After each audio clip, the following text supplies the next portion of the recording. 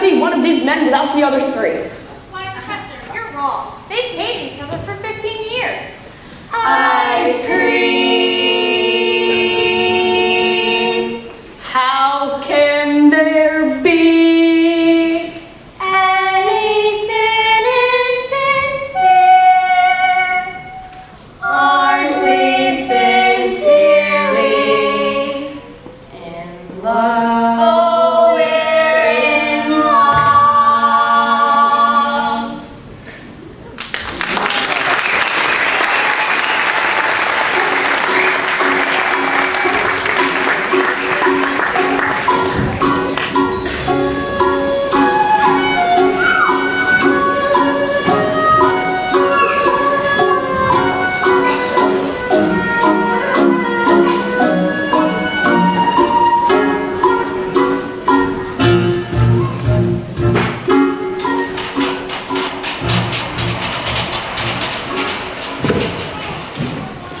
I don't suppose you'd live alone or anything. No.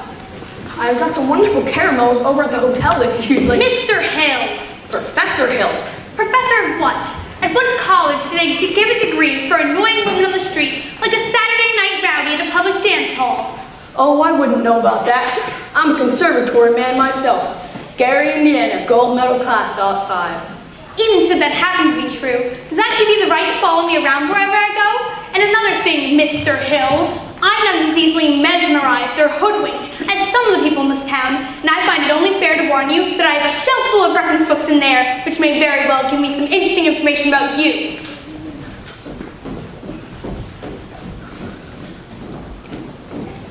Oh, Professor, we're all agog. Simply agog. On the qui-vive. Everyone's so excited about the band. I'm Ethel Toppelmeyer. And this is Mrs. Squires. And this is Mrs. Hicks. And of course, you've met Eulalie McKechnie Shin.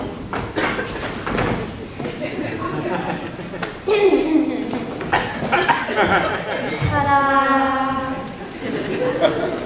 Our mayor's wife. Isn't it exciting, Eulalie? Oh, I could not say. I couldn't say. At this time, my husband will wish to investigate, and naturally, I am reticent. Oh yes, I am reticent. Of course, Mrs. Shin, but you see, one of my music plans include a dance committee, a public...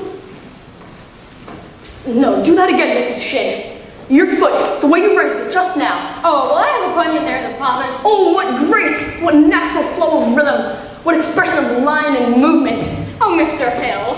You must accept the chairmanship of the Ladies' Auxiliary Classic Dance, mustn't she, ladies? Oh, yes, you must. Oh, please say yes, Mrs. Shin. Eulalie McKechnie Shin. Ah, well, yes. Dancing, well... Then you accept? Of course, and I would like to say... Oh, thank you, Mrs. Shin. And of course, the young lady who, the librarian, Marion Peru. After all, she is the music teacher. Pick a little, tuck a little, pick a little, tuck a little, cheep, cheep, cheep, pick a lot, pick a little more, pick a little, tuck a little, pick a little, tuck a little, cheep, cheep, cheep, pick a lot, pick a little more, pick a little, tuck a little, pick a little, tuck a little, cheep, cheep, cheep, pick a lot, pick a little more, pick a little, tuck a little, pick a little, tuck a little, cheep, cheep, cheep, cheep, cheep, cheep, cheep, cheep, pick a little, tuck a little, pick a little, tuck a little, cheep, cheep, cheep, pick a lot, pick a little more, pick a little, tuck a little, pick a little, tuck a little, cheep, cheep, cheep, pick a lot. Dirty books. Chaucer. Rabelais. Balzac. Pick a little, tuck a little, cheep, cheep, cheep, cheep, cheep, cheep, cheep, cheep, pick a little, tuck a little, pick a little, tuck a little. I'll tell. The man lived on my street. Let me tell. Stop! I'll tell. She made brazen overtures to a man who never had a friend in this town till she came here. Old Miser Madison. Miser Madison? Madison Gymnasium, Madison Picnic Park, Madison Hospital, that Miser Madison? Exactly. Who'd he think he was anyway? Well, I should say, show off. Gave the town the library too, didn't he? That's just it. When he died, he left the library building to the city. But he left all the books to her. She was seen going and coming from his place. Oh, yes. Oh, yes. That will be brazen overtures. She had a golden look in her eyes and silver voice, big heart, big love, big love, just melted down and gave me a little love of blood, slowly seal our fingers, where with heart beat.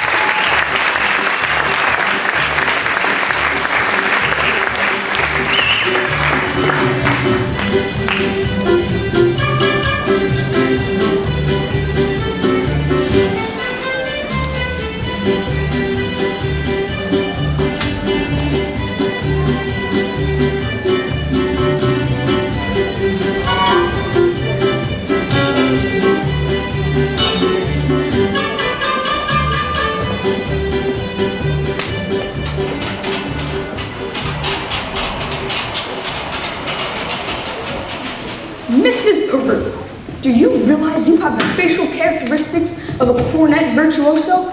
I don't know if I understand you entirely, Professor. If your son has the same firm cheek and those splendid cheekbones, by George!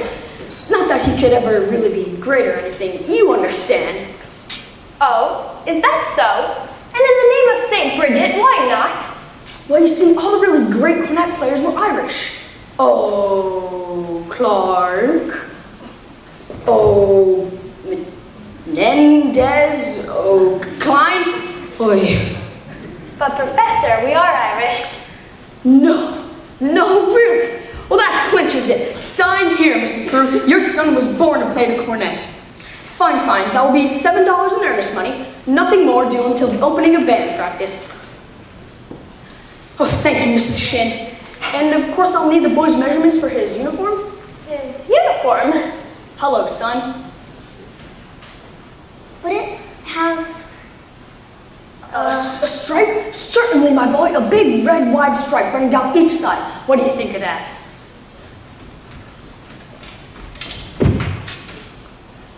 Professor, you'll have to excuse Winthrop. We can't get him to say 3 words a day, even to us. If you get him to play in the band, it'll be a miracle. Where are you from, Professor? Gary, Indiana. In fact, Gary Conservatory was my alma mater. Was she now? Gold medal class, 5. Hello, Miss Peru. Mr. Hill, He wants to put Winthrop in the band. do you burst in on everyone's home like this? Marion. We're not interested.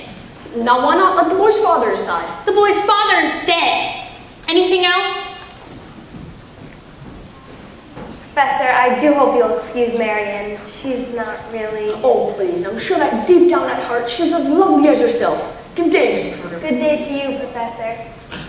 Marion Peru!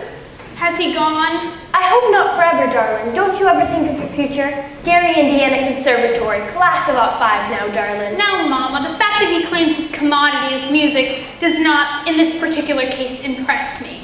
All right, darling, all right. Only it's a well-known principle that if you keep the flint in one drawer and the steel in another, you'll never strike much of a fire. Mama, Winthrop, I know you're there. Please go to the library and ask Miss Scrub for the book I set aside. It's the Indiana State Educational Journal, 1890 to 1910. It's a large brown volume with black corners on it. do I have to? You won't have to talk to anyone. I've written it all down. What are you up to now? Why do you need books at this hour of the night? I have a feeling the Indiana Journal may help me poke some large holes in the professor's claim.